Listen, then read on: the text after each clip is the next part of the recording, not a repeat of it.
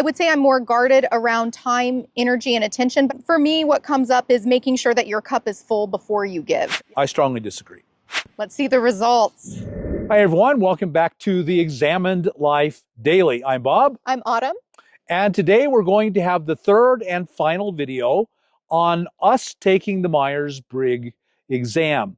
It's kind of fun. We're both huge fans of Carl Jung, so we have really enjoyed it. It's a fun assessment and it's incredibly beneficial. There's a wonderful pragmatic reason to take this assessment. Not only do you get to introspect and learn about how you operate, but you also, especially if you take it with loved ones, with friends, with colleagues, you get to learn about each other and how you can all work best together. So we're going to go ahead and dive in and complete the Myers-Briggs, share the results of what each of our personalities are. So we're going to head right back up to the beach in Alaska to finish this assessment. You're focused on the here and now, and you rarely think about the meaning of life. Disagree. I think about the meaning of life all the time. Strongly disagree. I am focused on the here and now, but I love the big arc. I love the bird's eye view, the Stoic idea of the bird's eye view. I want to see the bird's eye view because in the moment I will make mistakes, I will do things wrong, but in the big arc, you have to see the big arc. And I love a quote from Martin Luther King. He said, in the great arc of life, society tends towards justice. I need to see that overview. Yeah. I strongly disagree. You often feel out of control when it comes to your emotions. No. My day-to-day life, big picture, no. I don't feel out of control in my emotions. However, I have addictive behaviors that I will just be doing things, and I know it's based on my emotions, and I know it's because they're out of control. So I don't know what to do with that. What do you think? My perception of you would be disagree, that you seem in control of your emotions, but you know your internal state, so you know how much you struggle. Behaviorally, you don't seem like you make reactive, impulsive decisions at all. No, I don't. I almost never. No, I would say I have to strongly disagree, although I am aware of the emotional turmoil that drives me. Other than my addictive behaviors, it does not control me at all. You know what I appreciate you sharing about that for our viewers is that we may look at somebody and they appear not to have a lot going on inside. Just like Bob shared, like, I wouldn't have known that there's necessarily some struggle that he just described if he didn't tell me, because he doesn't show it. So I think that can just be helpful to understand that, like, even if we have behavioral control, there's still a lot going on in there to get to that point. Yeah. I would say for me, I do not feel out of control when it comes to my emotions. This was different when I was younger. The more I learned what my emotions meant, the more I started to trust them. Having trust in my emotions actually helped me feel more in control of them, because it's like my emotions knew that I was going to listen, I wasn't going to suppress, I wasn't going to deny, I wasn't going to minimize, and I wasn't going to be reactive. Where I do struggle sometimes with nervous system regulation that could look grumpy, it could look actually a little irrational, is if I'm overstimulated. So if I'm in an environment that is too loud, too hot, too bright, it will feel like anger. And I have to get to a place that's quiet, dark, calm. Like, otherwise, I'm not able to quite calm down. But I actually think that's more of a nervous system thing than an emotion thing. Yeah. Okay.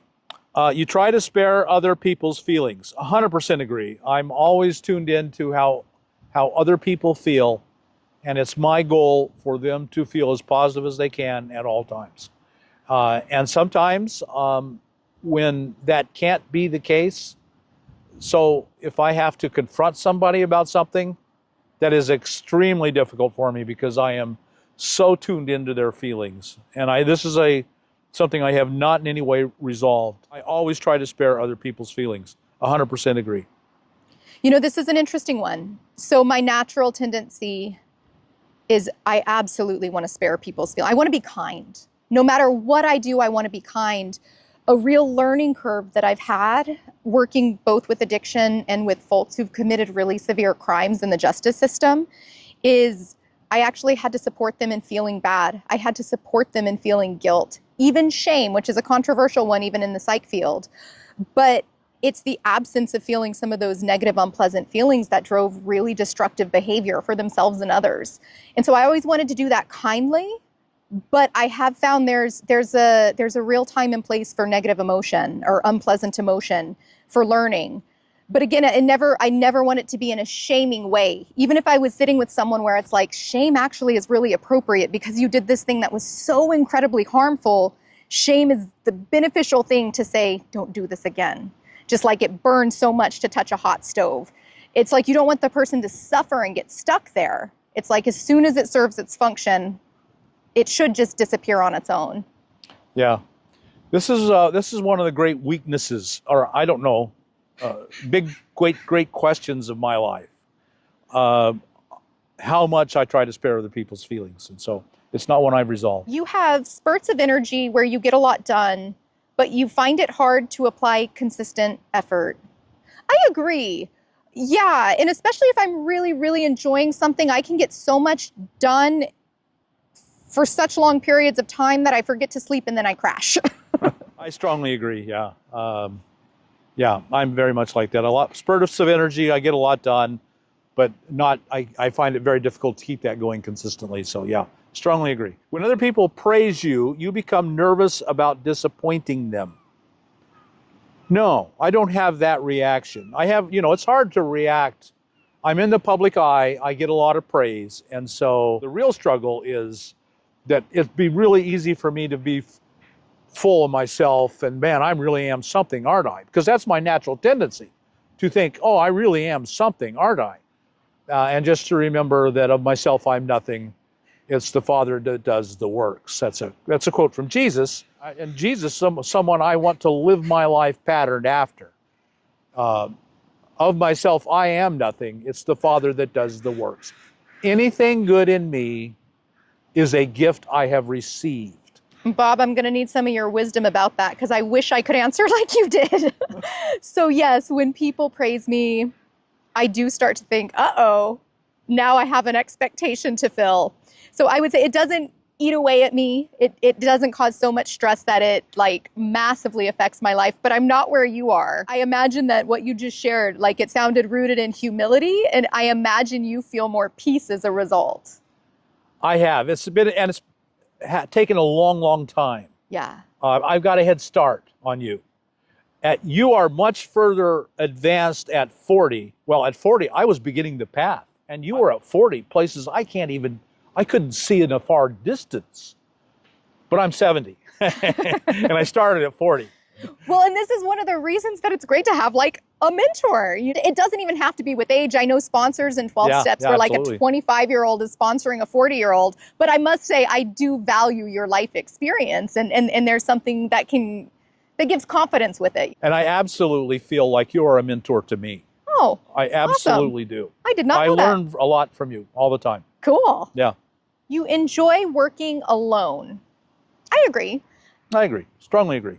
Because I was working alone for about 3 years before I started working with Bob, or I'd have a tiniest sort of consulting interactions with other therapists, but nothing formal. And I found it lonely. I love to be self-directed, but there is really something about working with a team that is very fulfilling. Another reason we're dear friends is I'm parked over there, she's parked right here, and we don't see we don't see much of each other through the day. Right. We both work better and live better alone. Yeah. We get a lot of alone time. Yeah. And that makes it work. It absolutely makes it work. There's I think a natural rhythm that we're just fortunate that our rhythms sync really well. Yeah. You don't have much time for abstract philosophical questions. That's all I have time for. I would spend my whole life in abstract philosophical questions if I could, but what's the point of it? What's the point of it? If I don't get out into the world and into with people and interacting and giving and sharing and give and take and suffering with them and crying with them, and I absolutely totally disagree. On a scale of 1 to 100, I'm 1,000. Yeah, yes, I completely disagree as well. Yet another reason we're friends. So I would even go so far as to say one of the top 3 reasons that I'm a nomad is because I want to live in the abstract philosophical questions. When I have to like cook, when I'd rather think, it's very frustrating. And so it's like, oh yeah, I have this body I have to take care of. I have to change a tire. And it's just so irritating to me because I'd rather be thinking about the meaning of life. You prefer crowds and festivals to quiet, tranquil places. Can you guys guess? Yeah. Absolutely disagree. Disagree. Every now and then I feel some, I don't know if envy's the right word because I accept how I am, but I do wish that it wouldn't wipe me out so much because Van Stock, Yeah. I didn't go because I was too tired and I knew going would just push me past a limit. And yet I think I would have thoroughly loved socializing with people there. I just didn't have it in me. You can read another person's emotions instantly. I strongly agree. I would say that I feel very grateful and blessed. And I actually think it's a nervous system thing. My nervous system is so highly attuned to anything, which is why I get exhausted so easily.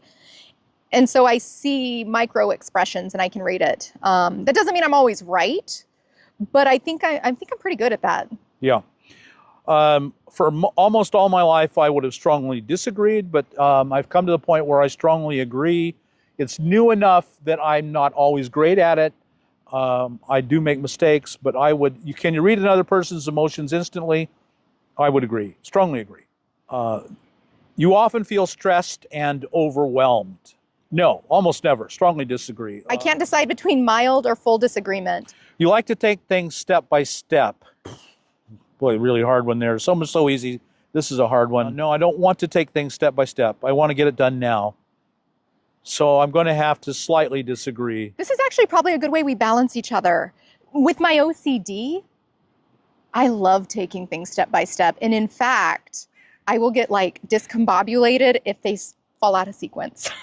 And then I'll have to recover and remind myself, it's not that big of a deal if you brushed your teeth after the coffee. Like it's not that big of a deal. Well, actually it makes the coffee taste different. So it's a little bit of a big deal. Anyway, so I do prefer step by step, but it's good for me to stretch and bounce back and just be able to flow a little bit. You're drawn to unusual and controversial topics. Agree. I don't like debate. I don't like disagreement. I believe people need to come to the conclusions that make sense for their lives. But I am interested in the underlying philosophies, value system, and meaning associated with unusual and controversial topics. I would agree with this one, yeah. I'm drawn to all topics, and that's one of them. And because it's unusual, I might be even more attracted to it. So I would agree, yes. You would let someone else take something you wanted if you thought they needed it more. I hope so. I certainly hope so. It would be my intention. And I think most of the time I would. I can't say I would always. It's just a matter of degrees here. Not always. So I'm going to slightly agree. I would say I'm neutral on this. I'd have to give it a lot of thought. Most things, physical things, I'm more comfortable giving. I would say I'm more guarded around time, energy, and attention. But I also think that is after being a therapist for a long time. I realize the limits of my maybe emotional labor, you could say. And yet I can recognize when there's a need. And so I guess for me, what comes up is making sure that your cup is full before you give. Like if my cup is full, then I want to give. I don't want surplus. To me, that's just excess, even if it is emotional availability. If I have it, I want to give it. And then in terms of things, actually, I have people in my life who think I'm nuts for how much I give away. I don't want to give away so much that I'm in depletion or not getting my needs met. Yeah, I think we're a lot alike. Yeah. You're energized by deadlines. Slightly agree. They can stress me out. At the same time, they help me not procrastinate. So yes, I get things done if there's a deadline. I hate deadlines. I'd rather something, but I know I need them. I'm going to go neutral. Well, that was the last question. Okay. Can I make a guess at what I think yours is going to come out as? Okay. I think you might be INFP. And I don't know enough about it to speculate on you. So obviously you're introverted, so that's for sure. Let's see the results. I am an INFP, and that is an assertive mediator. Role is as a diplomat. Strategy is confident individualism. And I am an INFJ, which is known as the counselor. It fits in pretty well. Yeah, A absolutely. counselor and a diplomat. Yeah, I would say that's pretty accurate. Yeah, right? Which is why this channel is so important to us, right? Yeah, they give you like a 15-page response. It goes into great depth. I tested more introverted than you. That's crazy. Because I have taught myself to go and spend more time with people. Yeah. So like at the RTR, I'll go there and meet 100 people. They'll stand in a line and shake my hand and tell me their story, and I will genuinely be interested and concerned in them. Yeah. So, and if I meet any of you and you stop me, I will spend time with you and be glad to do it, and be interested in you and your story. So, it's just something I've learned. Well, very much. And testament to that, we met a wonderful gentleman this morning and spent like an hour talking with them. Yeah. And so I am 82% introverted on that continuum, which leaves me only 18% extroverted. People often on my own channel, they'll see me very expressive and excited about life, and they'll say, there's no way you're an introvert.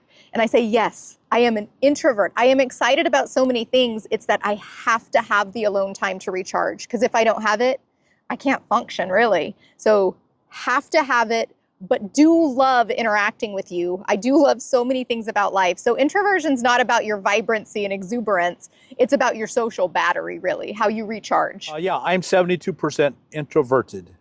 I would have thought I was less introverted than you. That one surprises me. It surprises me too, because when we meet people, you are much more comfortable with them than I am. Mm-hmm. I'm 72% intuitive. And I'm 67% intuitive. So on the Myers-Briggs scale, they look at intuitive versus sensing. I don't know why they use those words. Really, it's big picture versus small details is what's being looked at there. And so we're both kind of more on the big picture side of things, like we zoom out and see the bird's eye view. Very imaginative, can have a lot of ideas. Somebody who would be really strong in sensing, they're going to be somebody who's going to be an amazing chef, because they're very good at the smaller details and putting them together into a bigger picture. Or somebody who's mechanically inclined, a really good mechanic, a really good contractor, is often sensing, because they're so good at the small details. And in nature, what are you? 63% feeling. Okay, I'm 52% feeling, which is still slightly in the majority. Yeah. And I would say it's completely accurate. So I'm slightly more feeling than thinking. Yes. What that is looking at is what is the ultimate means by which you make a decision. So if you're more feeling, that means you are going to make a decision more fundamentally rooted in kind of intuition and emotion. Whereas if you're more thinking, it's going to come more from logic. Again, I think there's a real importance to blending the two. But if I have to choose, I'm going to go with my gut feeling a million times more than I would go with like having to understand it, especially if I'm in a pressured or kind of dangerous situation. Right. For me, 52-48 seems like a very good balance. That's about where I am. And it can go either way on any given day. Right. On tactics, this trait reflects our approach to work, planning, and decision making. I am a P, prospecting, 90%. 90% prospecting. I'm not sure I know what that means. So essentially being kind of 90% more flexible, you could say, or fluid. That's how I would describe myself. Fluid. Yeah. Whatever's going on, I'm going to flow with it. I wasn't quite expecting 90%, but yet when I think about, seeing how you live, you are very fluid. That probably is a good balance, because I'm 62% judging. So that does not mean I'm judgmental. By the way, when I first took this test, I was like 19 and I was mortified that it said judging, because I thought it meant I was judgmental. What it means is that you are seeing distinction. So therefore I see pockets of time. I check something off a list, a to-do list, and it is so satisfying because it means one thing's done, the next thing begins. And probably actually kind of works well, like where I might be more apt to make kind of a quick decision and you're fluid, so it's not driving you crazy. Doesn't bother me at all. Yeah. And I'm okay with that, because it's go with the flow of the universe. That's the guiding oversight of my life. No, then we're going to go do this instead. It is one of those things that I'm so aware that I can be so decisive, but I don't want to be controlling. So I've shared with Bob, I'm like, do you want to make this decision? I'll make it. but do you want to make it? And I think that can be helpful because if we do have a strong J and we don't recognize the tendencies that we have, we really can, at its worst, be domineering or authoritative. So at its best, it's like, okay, you can be decisive, you can make these decisions, but also make sure you're not like hogging all the decisions. Like let other people choose what they want to. Yeah. Identity is a new measure. This wasn't on the original Myers-Briggs. So this is looking at kind of emotional regulation, really. Are you more solid and stable? Or is there a little bit more turbulence in your sort of sense of self? So I'm 94% assertive, and I'm less knowledgeable actually on this new dimension. I've read a little bit about it, but I could stand to learn some more. I think that what this is really saying is I'm pretty solid in who I am, and I don't have a lot of emotional dysregulation. When I was younger, it would have been different. Yeah. Age makes a huge difference, and we're deliberately trying to grow. Yes. And so, of course, we're going, hopefully, if we're succeeding, we're growing and improving and changing. Yeah. So, yeah, it'll change over time. Well, I like the way they describe it here, showing how confident we are in our abilities and decisions. And my confidence is not so much in my personal abilities and decisions, but in the universe's abilities and decisions. My confidence in that is very, very high. And so assertive, meaning I'm confident in the decision, is 85%. And turbulent, meaning I'm not exactly sure what's going on, is 15%.